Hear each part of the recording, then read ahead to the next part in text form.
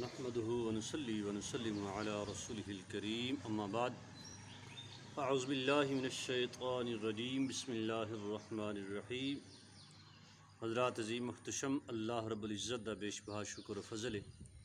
اللہ پاک نے اپنے گھر حاضری اور باجماعت نماز ادا کرنے دی توفیق عطا فرمائی۔ کل سواری دے متعلق سرکار دے فرمان بیان کیتے سن۔ اج جدو انسان سواری تے سوار ہو جائے، سفر تے ٹر پوے، تے بعض اوقات کچھ سفر ایسے ہوندے نے کہ جڑے انسان ایک سٹیپ وچ نو طے نہیں کر سکتا، یعنی ایک دفعہ سواری تے کسے تے سوار ہویا ہے تو لگاتار مسلسل اپنے ٹھکانے تے نہیں پہنچ سکتا، راستے وچ سنو پڑاؤ کرنا پیندا ہے، لمبا سفر ہے، دور جانا ہے۔ کسے بھی سواری تے سوار ہے، چلو پرانی گل نہ کری تے فی زمانہ موٹر سائیکل دے کار تے واسطے کسے تے سوار ہے، اتنا لمبا سفر ہے کہ اس نوں رستے وچ رکنا پیندا ہے، پڑاؤ کرنا پیندا ہے۔ تے سرکار دو جہاں صلی اللہ علیہ وسلم دوست متعلق فرمان ہے، سیدنا خولہ بنت حکیم رضی اللہ تعالی عنہا آپ فرماندے نے کہ سرکار دو جہاں صلی اللہ علیہ وآلہ وسلم نے ارشاد فرمایا، جو بندہ سفر دے دوران کسے مقام تے آ کے ٹھہر جائے، تھوڑی دیر واسطے رکے اور اس مقام تے یہ پڑھے کہ اعوذ باللہ بکلمات اللہ التامۃ من شر ما خلق، جس دا مفہوم یہ ہے کہ میں اللہ دی مخلوق دے شر تو اس دے کامل کلمات دی پناہ چاہنا، یعنی جس جگہ تے میں آ کے رکیاں اس دے آس پاس اگر کوئی تکلیف دینے والی شے ہے، کوئی نقصان پہنچان والی شے، کوئی جانور، کوئی حشرات الارض، کوئی ایسی چیز ہے، سپ بچھو یا اس طرح دی کوئی بھی شے اس جگہ تے ہے تو میں اللہ دی پناہ طلب کرنا۔ سرکار دو جہاں صلی اللہ علیہ وسلم ارشاد فرمایا، ہن وہ بندہ جتنی دیر اس مقام تے ٹھہرے دا، اس دے سفر شروع کرنے تک اس علاقے دی کوئی بھی شے نقصان دین والی اس بندے نو نقصان نہیں پہنچا سکتی، کیوں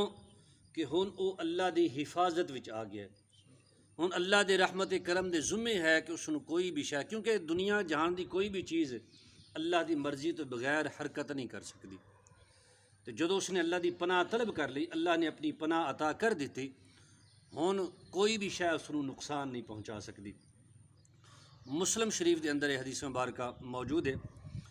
اور دوسری حدیث مبارکہ سیدنا عبداللہ بن بسر رضی اللہ تعالی عنہ فرماندے نے، آپ فرماندے نے کہ میں ایک دفعہ سفر واسطے نکلیا، حمص وچوں نکلیا اور بقیہ دے مقام تے منو رات پی گئی، چونکہ وہ زمانہ انج دا سی بھی رات نو سفر بڑے مشکل ہوندے سن، جنگل بیابان نے، جنگلی درندے جانور کثرت نال ہوندے نے، اور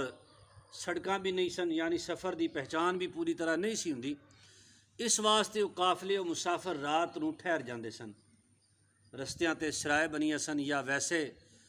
اپنی جھونپڑی لا کے یا ویسے زمین تے اپنی چادر بچھا کے رات گزاردے سن، رات نو سفر بڑا تھوڑا کردے سن۔ فرماندے نے کہ مینوں بھی رستے وچ رات پی گئی، بقیہ دے مقام تے رات ہوئی تے میں اپنی رات اتھے گزاری۔ فرماندے نے جدو میں اتھے اپنا ڈیرا لایا نا تے حشرات الارض کیڑے مکوڑے میرے قریب اکٹھے ہو گئے۔ آپ فرماندے نے میں قرآن مجید فرقان حمید دی سورہ اعراف 8ویں سپارے دی آیت ہے، 8ویں سپارے دے اندر سورہ مبارکہ اعراف موجود ہے، اس سورت دی فرماندے نے آیت نمبر 54 میں شروع کی تھی، پڑھیا، ان ربکم اللہ الذی خلق السماوات والارض، کہ بے شک تہاڈا رب اللہ ہے جس نے آسمان اور زمین بنائے، رب او رب ہے جس نے منو بنایا، تانوں بنایا، زمین آسمان جو کچھ کائنات دے اندر ہے وہ سب دا رب ہے، سب دا خالق ہے، سب نو بنان والا ہے، سب نو روزی پہنچان والا ہے۔ آپ فرماندے نے جدو میں یہ آیت پڑھی نا، سیدنا عبداللہ بن بسر رضی اللہ تعالی فرماندے نے، ہن او جڑے کیڑے مکوڑے یا تکلیف دین والی چیزاں سن، جنگل بیابان دے اندر سپ بچھو ٹھویں یا اس طرح دی چیزاں عام کثرت نال ہوندیاں نے، آپ فرماندے نے کہ میں سننا پیا، ہن وہ ایک دوجے نو کہن لگے، بھی ہن جتنی دیر تک صبح نہ ہوئے ہن رل کے دی حفاظت کرو بھی کوئی شے اس نوں تکلیف نہ پہنچائے۔ اللہ دے کلام دے اندر اتنی برکت ہے کہ آپ نے تلاوت کیتی آیت مبارکہ تے کیڑے مکوڑے ایک دوجے نوں کہن لگے بھی ہن رل مل کے ایدی حفاظت کرو تاکہ کوئی ہور باہروں شے آ کے اس نوں نقصان نہ پہنچائے۔ آپ فرمانے نے صبح تک وہ میری حفاظت کردے رہے، صبح میں اپنی سواری تے سوار ہویا تے چلا گیا۔ غالباً پیچھے آیت الکرسی دے متعلق بھی بیان ہو چکیا سی۔ آیت الکرسی میری ذاتی تجربہ شدہ سرکار دے فرمان بھی نے، بزرگان دین دے اقوال بھی نے، بلکہ ساڈے استاد محترم فرماندے ہوندے سن کہ کوئی شخص کامل ایمان دے نال آیت الکرسی پڑھے 11 دفعہ درود پاک، 11 دفعہ آیت الکرسی، پھر 11 دفعہ درود پاک، اگر اس نے کسی سفر تے جانا ہے پڑھ کے اپنے جسم تے پھونک مار لوے، جس طرف جانا ہے اپنی رستے اور اپنے ٹھکانے نو نظر وچ رکھ کے،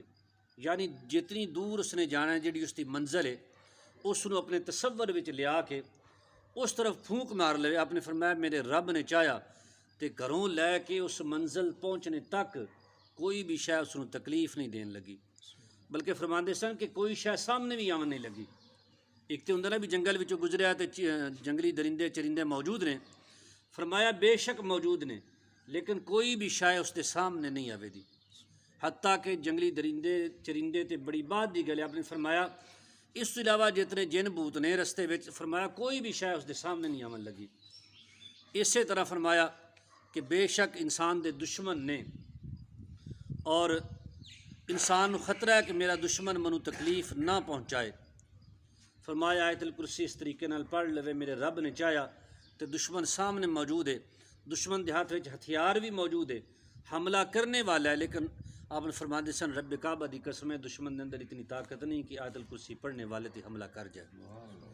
اور فرماندے سن کہ رات نو سون لگے انسان اپنے گھر دے اندر چل پھر کے آیت الکرسی اس طریقے نال پڑھ کے اپنے گھر دے چاروں طرف پھونک مار لے۔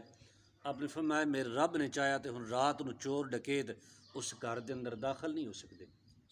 یہ بڑی کمال دی چیز ہے آیت الکرسی، اگر انسان اس تے دھیان کرے نا رات نو سون لگیاں پڑھ کے اپنے گھر چاروں پاسے پھونک مار کے سو جائے، انشاءاللہ اللہ نے چاہیا تے نہ تو اس گھر نو اگ لگدی ہے نہ کوئی چور ڈکیت اس گھر نو نقصان پہنچا سکتا ہے۔ رب کائنات دی بارگاہ وچ دعا التجا کہ اللہ پاک میری تواڈی حاضری قبول فرمائے، مالک دو جہاں سن سنا کے عمل دی توفیق عطا فرمائے، آمین بجاہ نبی الکریم۔